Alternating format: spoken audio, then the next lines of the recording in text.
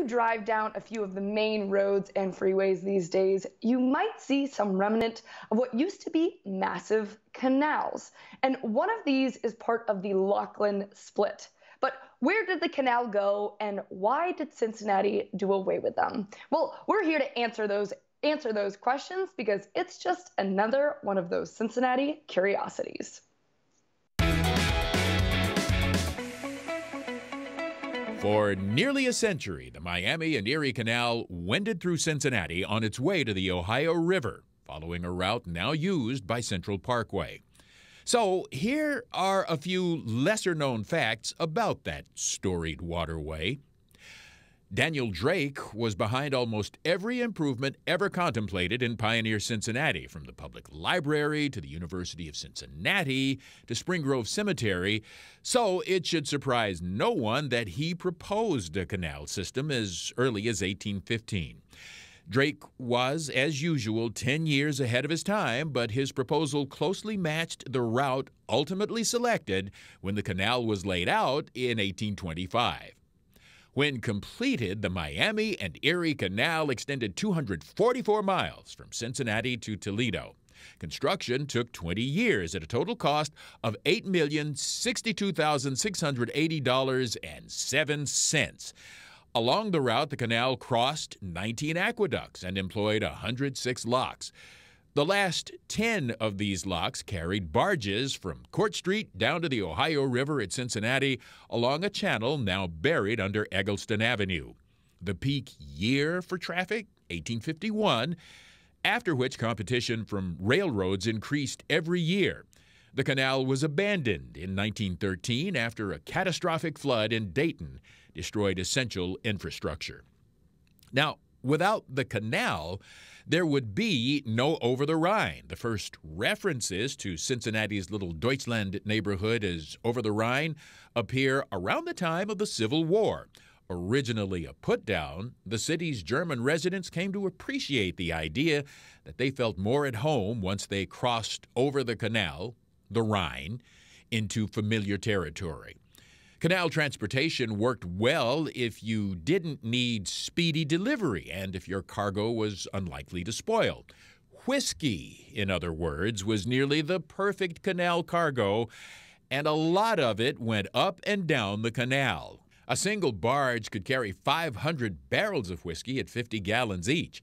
At pre-prohibition prices averaging $1 a quart retail, that's a $100,000 boatload. Cargo barges had disappeared from the canal by the early 1900s, and long-distance passenger service vanished after the 1913 flood demolished some of the upstream locks. It is believed the final excursion boat on the Cincinnati section of the canal hosted a party of free-setters, a society of men dedicated to beer drinking. Fittingly, the 1917 voyage started at the Gurkey Brewery at the Plum Street Bend and ended at Bruckman's Brewery near the Ludlow Viaduct. Soon after, the canal was drained and replaced by Central Parkway. All right, so let's check in now with our king of curiosities, Greg Hand. Hey, Greg, good to have you here this morning. Always a pleasure. Okay, so why would anyone ship by canal when the railroad's so much faster? Well, you could save a lot of money shipping by canal. The trade-off was it took forever for your stuff to get here.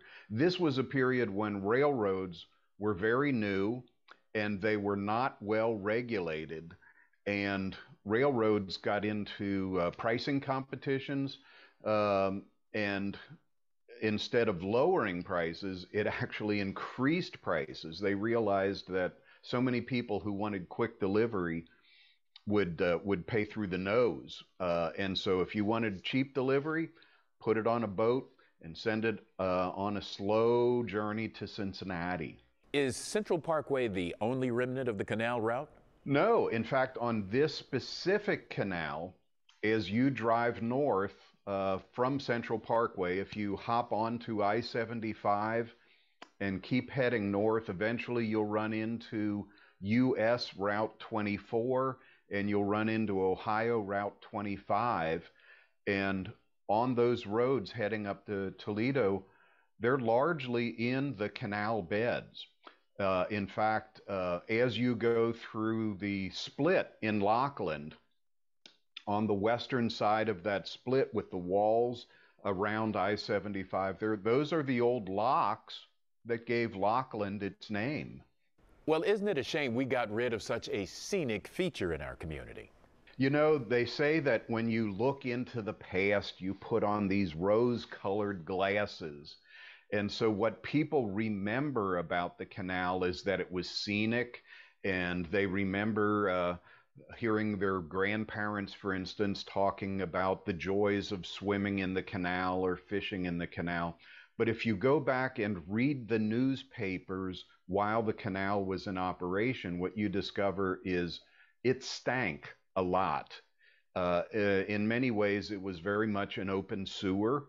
And at that time, when people were still not used to the idea of germ theory, even though it was filled with germs, the smell, they believe, caused disease. So the people living at the time really didn't have a picturesque image of the canal at all. They were holding their nose up about it.